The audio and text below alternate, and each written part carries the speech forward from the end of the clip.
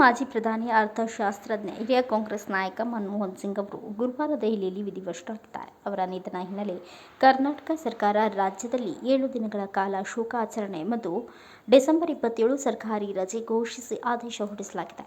ಮಾಜಿ ಪ್ರಧಾನಿ ಮನಮೋಹನ್ ಸಿಂಗ್ ಅವರ ನಿಧನ ಹಿನ್ನೆಲೆ ಇಂದು ಬೆಳಗಾವಿಯಲ್ಲಿ ನಡೆಯುತ್ತಿದ್ದ ಕಾಂಗ್ರೆಸ್ ಅಧಿವೇಶನದ ಶತಮಾನೋತ್ಸವದ ಎಲ್ಲ ಕಾರ್ಯಕ್ರಮಗಳನ್ನು ಈಗಾಗಲೇ ರದ್ದು ಮಾಡಲಾಗಿದೆ. ಇತ್ತ ಕಾರ್ಯಕ್ರಮ ರದ್ದು ಮಾಡುತ್ತಿದ್ದಂತೆ ಕಾಂಗ್ರೆಸ್ ನಾಯಕರಾದ ರಾಹುಲ್ ಗಾಂಧಿ, ಮಲ್ಲಿಕಾರ್ಜುನ್ ಖರ್ಗೆ, ಕೆ.ಸಿ. ವೇಣುಗೋಪಾಲ್ ಸೇರಿದಂತೆ ಇತರರು ಬೆಳಗಾವಿಯಿಂದ ದೆಹಲಿಗೆ ತೆರಳಲಿದ್ದಾರೆ.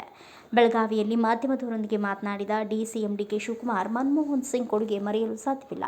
ನಾಳೆ ಬೆಳಗಾವಿಯಲ್ಲಿ ನಡೆಯಬೇಕಿದ್ದ ಕಾರ್ಯಕ್ರಮ ರದ್ದು ಮಾಡಲಾಗಿದೆ. ವರಿಷ್ಠರ ಜೊತೆ ಚರ್ಚಿಸಿ ಮುಂದೆ ಕಾರ್ಯಕ್ರಮ ಮಾಡುತ್ತೇವೆ. ನಾಳೆ ಸರ್ಕಾರಿ ರಜೆ ಘೋಷಿಸಲಾಗಿದೆ. ರಾಜ್ಯದಲ್ಲಿ 1 ವಾರ ಶೋಕಾಚರಣೆ ಆಚರಿಸಲಾಗುತ್ತದೆ. ನಾಳೆ ನಾನು ಸಿಎಂ ಸಿದ್ದರಾಮಯ್ಯ ಮತ್ತು ಸಚಿವರು ದೆಹಲಿಗೆ ಹೋಗುತ್ತೇವೆ ಎಂದು ಹೇಳಿದ್ದಾರೆ.